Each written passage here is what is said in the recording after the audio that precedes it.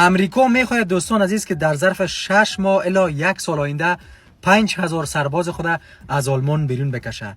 ببینید نارضایتیش از کشورهای اروپایی بالخصوص آلمان به جای کشانده که میخواد سربازای خود بیرون بکنه. میگه چرا کشورهای اروپایی بالخصوص آلمان در جنگ با ایران ما را کمک نکردند.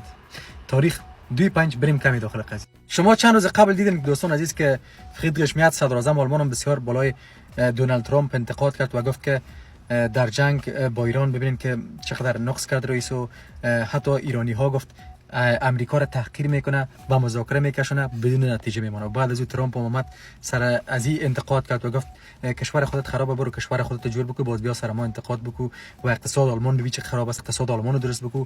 کردیشون شدیدن سر یکی دیگه انتقاد کردن. آلمان و دیگه کشورهای اروپایی گفتن که ما با امریکا و اسرائیل در جنگ دخیل نبودیم خودشان پای خود پیش کردیم و به می خاطرم ناتو الزام کمک نداره و می فرمانم وزیر جنگ یا وزیر دفاع امریکا داده که سربازا باید در نق وقت خارج شوند و دوستان عزیز تا دسامبر سال 2025 تقریبا 68000 سرباز امریکایی به طور دائم در امی پایگاه های امریکا در کشورهای اروپایی مستقر بودند که تقریبا بیش از نصفش یعنی 36400 مهمترین پایگاه های آلمان غامشتاین و وست بدن مستقر بودند. ما خو میدونیم که امریکا سلاح هسته‌ای خودم در اختیار امریکا گذاشته که از اینجا هر وقتی که مثلا خواست امریکا باشه و امریکا اجازه بده اگر کدام حمله بالای آلمان شوه مثلا روسیه حمله بکنه از این سلاح هسته‌ای استفاده بکنه.